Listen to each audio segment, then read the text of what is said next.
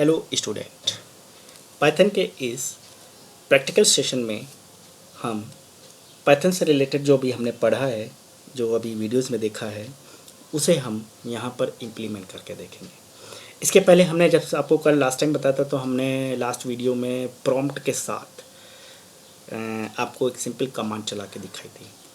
ठीक है, तो जैसे मान लीजिए कि हम आज प्रॉम्प्ट की बात कर रहे हैं, तो जैसे ये हमने अपने सिस्टम पर पाइथन 3.8.1 सेल, तो ये देखिए दिखने में जो ये बिल्कुल है, बिल्कुल किस तरह से दिखता है कि आपको जैसे कि आप नोट पैड पर काम कर रहे हो, सिंपल सी बात है। लेकिन चूँकि हमारी पहचान ये है कि अभी हमने आपको दिखाया था वीडियो में कि पाइथन का वर्जन बताएगा और किस ऑपरेटिंग सिस्टम पे चल रहा है, ऑपरेटिंग सिस्टम बताएगा, और लास्ट में ये जो 3 पॉइंट आपको दिख रहे हैं, यानी 3 ग्रेटर कह सकते हैं, ग्रेटर दैन सिंबल्स आपके, तो ये सेल इंटरप्रेटर होता है। अब जैसे मान लीजिए कोई भी हमें कमांड लिखनी भी है, तो हम सिंपली क्या करेंगे, and the print as a script mode programmings कह सकते हैं इसे। देन मैंने सिंगल कोट्स में हेलो वर्ल्ड लिखा। आपको मैंने अभी तक नहीं बताया, लेकिन जैसे हम सी में स्ट्रिंग का यूज कर सकते थे, हम कोई मैसेज प्रिंट करने के लिए, तो वहाँ पर डबल कोट्स में लिखते थे। बट पाइथन में ये फैसिलिटी है कि आप किसी भी स्ट्रिंग को single quotes, double quotes and triple quotes में लिख सकते हैं। हम दोनों तरह करके दिखा देंगे। और जैसे ही आप इस सेल इंटरप्रेटर, चूँकि ये यहाँ पर इंटरप्रेटर यूज़ हो रहा है, और जैसे ही आप इंटर प्रेस करेंगे तो आपको रिजल्ट शो करेगा। अब मान लीजिए इसी कमांड को मैंने लिखा प्रिंट, अब डबल कोट्स का भी यूज कर सकते हो। ठीक है,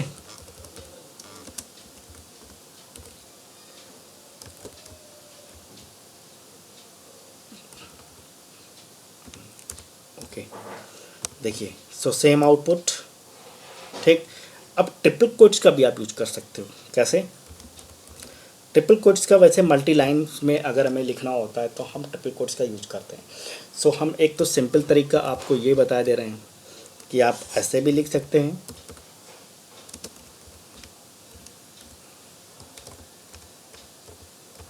और आउटपुट आपको मिलेगा इस तरीके से। या हम मल्टीपल लाइन में दे सकते हैं इसे। कैसे? मैंने लिखा प्रिंट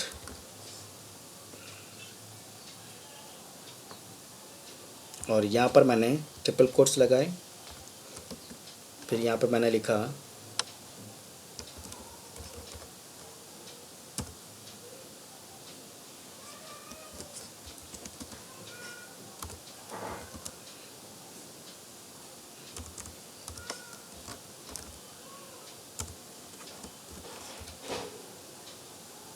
लास्ट में ट्रिपल कोट्स बंद किए और ब्रशेस देखिए।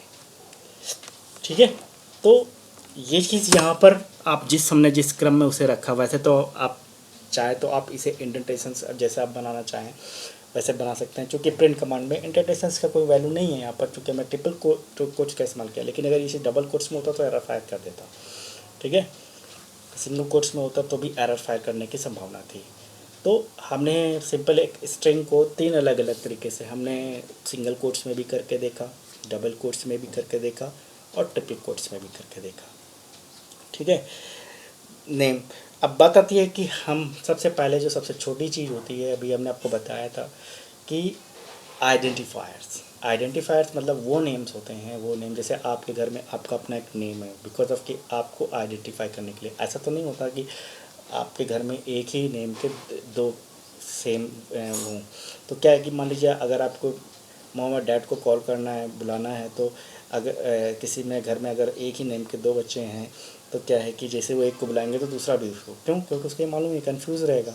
इसलिए क्या है, हम नेमिंग कन्वेंशंस का इस्तेमाल इसीलिए करते हैं इस आइडेंटिफायर को, कि हम अलग अलग अपनी वैल्यूज़ को, अपनी चीज़ों को अलग अलग, अब उन चीज़ें क्या हैं आपके पास, जैसे वेरिएबल नेम हुआ, फंक्शन नेम हुआ, इनको, ठीक है, और क्लास का नाम हुआ है, मॉड्यूल का नेम हुआ, इसके अलावा अदर आपके क्या कहते हैं प्रोजेक्ट्स हुए। तो इनको इसीलिए कि हम अलग अलग से आइडेंटिफाई कर सकें।